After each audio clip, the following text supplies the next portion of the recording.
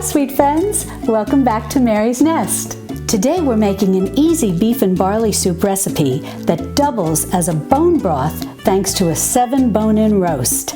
You're gonna love this. If you're new to my channel, welcome. And if you like learning how to cook from scratch using easy recipes, be sure to subscribe and click on the notification bell below. That'll let you know every time I upload a new video. Well, this is an easy beef and barley soup recipe because we're going to use a 7 bone-in roast. And I bought this, as I've shared with you, I live in the Texas Hill Country, and I bought this from a local rancher, but you might be able to find this at your grocery store. But if you can't, don't worry. You can simply substitute a chuck roast, but you want to get a bone-in chuck roast. And the reason why we want to have the bones is this helps to make the broth almost like a beef bone broth. So it'd be very rich in nutrients and be somewhat gelatinous. You'll see it if you have any leftovers and you cool it in your fridge. So it's just terrific. So I highly recommend making a beef and barley soup with a 7 bone-in roast or a bone-in chuck roast. Let's go over the ingredients. First, I've got about a cup of chopped onion. This was about 2 small onions.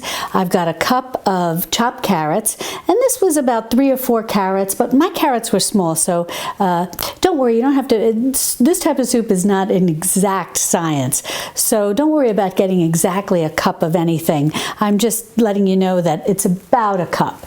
And this is also about a cup of celery, and this was 2 stalks of celery. And then I've got a can of tomatoes here that are just ones I got at my grocery store. I think it's the Muir Glen brand, and it's got some basil and garlic in it. But you can use any tomatoes, any canned tomatoes you want, even fresh tomatoes. And if you don't have either of those, if you have some tomato paste, you can substitute that, about 1.5 tablespoons. And then I've got my seasoning here. I've got a 1/4 cup of flour, and I use the Wondra flour. I'm not sure, I think it might be Pillsbury. It's sold in a blue box in the grocery store in the baking aisle. You can use all-purpose flour too if you want. I especially like the Wondra flour because it's just ground so fine, and it's wonderful for dusting and browning meats, chicken, so on and so forth. But you can substitute with all-purpose. So I've got the flour, then I've got a teaspoon of Italian seasoning, about a 1/4 teaspoon of black pepper, a teaspoon of salt, and about like a pinch basically of red pepper flakes. And again, this is all very flexible. You can use any seasoning you want. If you just want to use thyme, if you just want to use like the herbes de Provence, anything like that is fine. And then we've got the barley, and I've just got about 1/2 cup of barley here. And then over here, I've got just 1 clove of garlic that I've just smashed with the mortar and pestle. And then this is some port. You can use red wine, you can use red vermouth, you could even use white vermouth if you want. This is simply going to be to deglaze the pan, but at the same time, this is going to serve the purpose of helping leach out some of the collagen of the bones that are in the 7 bone roast.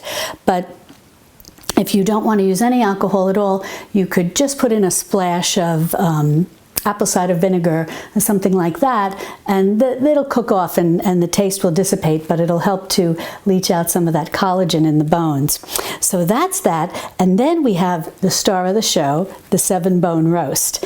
And then the only other ingredient we're going to do is we're going to add 8 cups of water, and I've put in my soup pot about 2 tablespoons of butter that I'm just going to help brown the meat in. Now the meat has got some fat in it, and that will release also and help with the browning. So I'm just using the butter just to kind of get things started, but it also gives a lovely taste to the soup. Well, all I've done is mixed up all of my spices and my salt and my pepper with the Wondra flour, and now I'm going to dust the meat, and I'm going to bring you in closer so you can see everything that I do. Alrighty, well, I've got the 7 bone-in roast here, and I've got my flour mixed with the spices, and I just wanted to show you, you can see, hopefully on the close-up, see there's a bone right there. And what we're going to do is we're just going to give this a real generous covering with the Wondra flour. Now, the reason that I'm doing this is it'll help brown it beautifully, and then it will also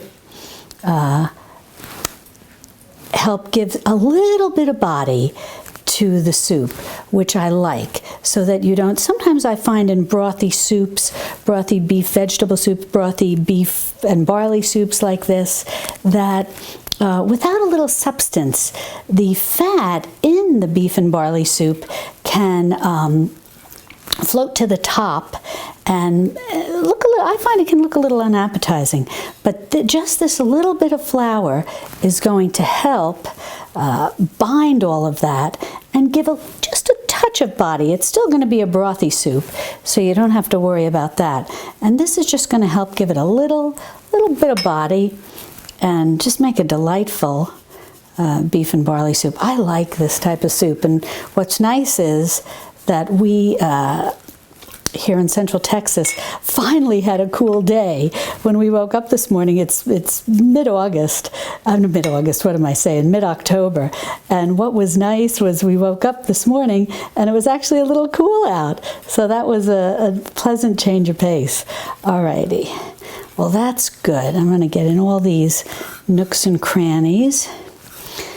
And then what I'm going to do is take you over to my stove, and I'll bring you in for a close-up so you can see how we're going to brown this, and then how we're going to go ahead and add in all the rest of the ingredients. Alrighty, well that looks great. Let me bring you in a little closer and we'll get ready to put this into the soup pot. Alrighty, well I've got my butter melted and my pan is up to temp, and I'm just going to put that right in. Oh, beautiful sizzle. Okay, well now I'm going to let that, normally I'd have the fan on, the exhaust fan on, but I don't want to make it difficult for y'all to hear me. So what I'm going to do is I'm going to let this brown a few minutes on one side, and then I'm going to flip it over to the other side. Well, I've browned the roast beautifully on each side, and I just want to mention I'm doing it in an enameled cast iron pan, which creates a lovely crust on the meat. So you can use a regular cast iron pan or enameled cast iron pan. They work exceptionally well, but you can certainly do this in any type of soup pot. I think this is maybe about 5.5 quart size, which works out perfectly. Now, the next thing I'm going to do is, and what I love about the ease of this recipe, is you don't need to take this out and then worry about browning the vegetables or anything like that. We can just throw everything right in. We're going to put the onions. We're going to get those right in. Get every little last bit. And then we're going to get our celery.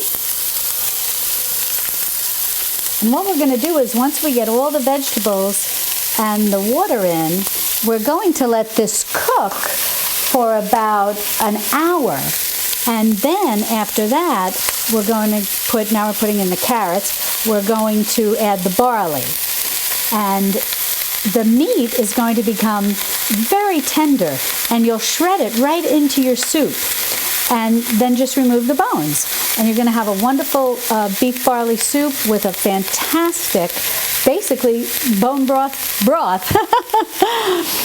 Okay, now the next thing I want to do is just take my spoon here. Let me put this down. I just want to get these vegetables mixed in here.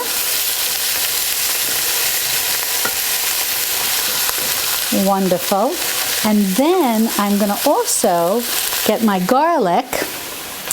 And what I like to do is pulverize my garlic in a mortar and pestle. I put in, this is just 1 clove of garlic.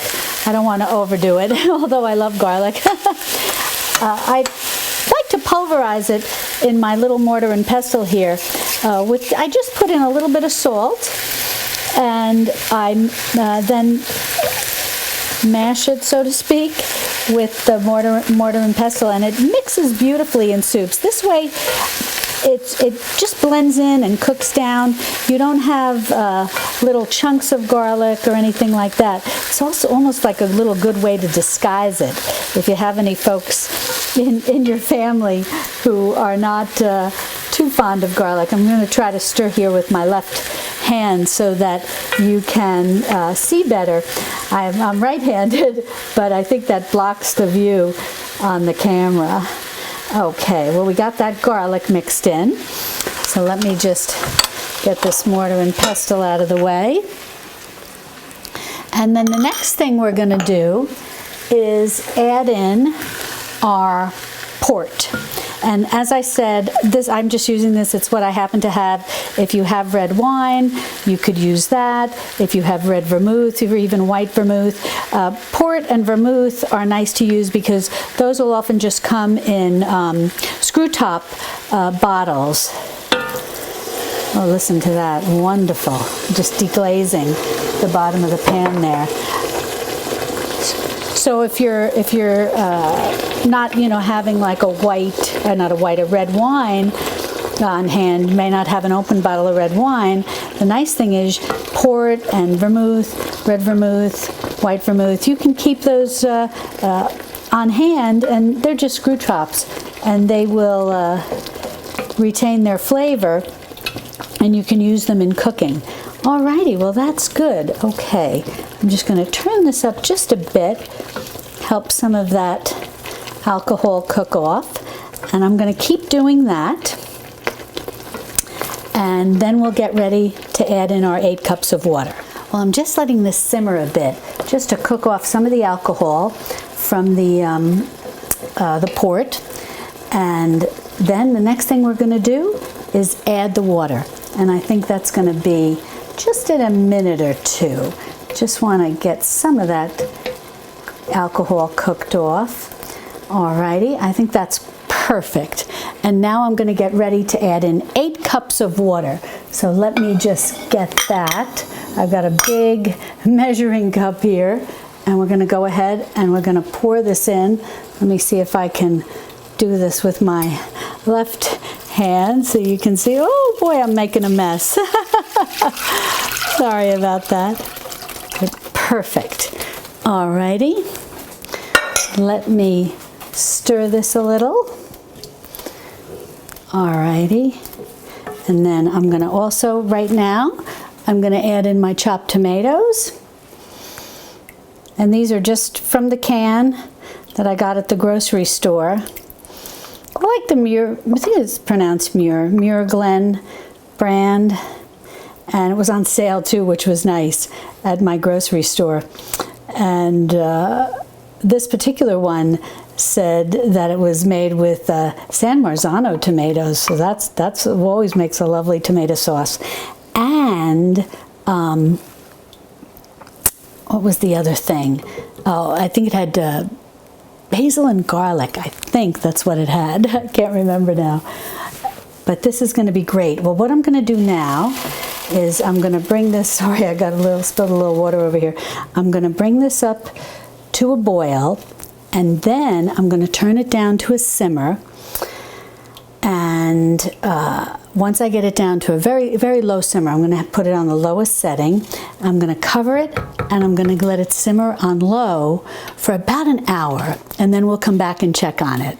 Well, I just wanted to quickly show you that I brought this up to a boil and turned it down to a simmer. It's a very low simmer, and we're just going to let that simmer just like we would almost when making bone broth. And we're going to do that for about an hour, and then we'll come back, we'll add the barley, we'll let it simmer for another hour, so the 7 bone-in roast will become real tender, and the meat will just shred right into the soup. And if you're not familiar with the 7 bone-in roast, what it is basically is the center cut of a chuck roast that has a bone in it that's shaped like a 7. That's where it gets its name, 7 bone-in roast. Well, this has been simmering for about an hour now, and as you'll see, this meat is just starting to fall apart beautifully. And then after another hour, we'll just be able to shred it right in here, and it's just going to be a delightful vegetable or beef and barley soup with vegetables too. Well, this is a half cup of barley, and I'm going to put this in now, and this is just a pearled barley, and just bought this at my local grocery store. It is organic though. I was lucky to find an organic pearled barley there. We have the H-E-B grocery store here in Central Texas, and I think I've spoken about it before. It's just wonderful. And I apologize, I think I'm right-handed, and so and the camera is over here, and so I tend to stir with my right hand, which I know might make it a little difficult for you all to see things. So I'm going to try to do my left from now on. But anyway, so now what I'm going to do is I'm just going to continue to let this, I'm going to put the lid on. I'm going to continue to let this simmer for another hour, and we'll come back and check on it. Well, the soup simmered for another hour, and the meat is just so tender. I discarded the bone, and now all I'm going to do is just shred this. It shreds very easily. I'm just using 2 forks here. As you'll see, what I did was too, as I'm going through it, I put over here some fat and some grizzle and whatnot like that I don't want in the soup, but I'll save it. It'll make a nice little treat for Obi, our dog. And so I'm just going to continue shredding this, and then I'm going to put it back into the soup. Well, I've shredded all the meat, and here are the scraps. I'm just going to keep those to the side, and I'm just going to add this right back into the soup. I'm just going to do this gently. I don't want it to splatter up on me. And that's it. Just get all that in. Okay. Obi's going to have a nice little treat there. Oh, she just barked. She heard me say her name. Do you hear her? Alrighty. And then I'm just going to spin this, stir this all around, get the meat well distributed. And that's pretty much it. We're ready to eat. And I think Obi is too. Well, the soup is all done now, and I've put some in a dish here, ready for a taste test. And then we're going to sit down and have dinner. My husband has been patiently waiting for this to finish. Let me get a little bit of everything, a little bit of the barley, a little bit of the meat, a little tomato. It's getting away from me here. Let me get some of that meat. Oh, this is a healthy spoonful. But let me give this a try.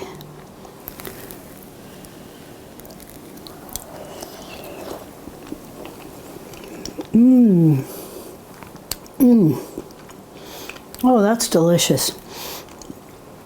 Oh, it has such a nice, nice meaty taste. You really, the taste of the 7 bone-in roast really comes through.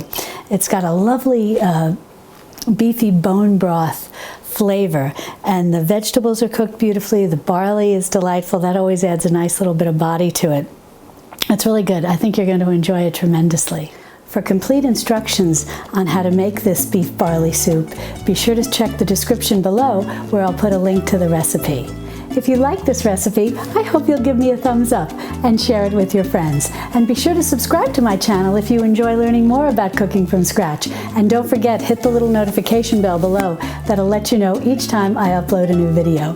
Well, that's all for today, but I want to thank you for joining me here, and I look forward to having you join me again right here in my Texas Hill Country Kitchen. Love and God bless. Oh, before you go, if you enjoyed making this beef barley soup with me, be sure to check out these videos. I think you'll like them too. Well, that's all for today, but don't forget, subscribe, click on the notification bell, and I'll see you back here next time. Bye-bye for now.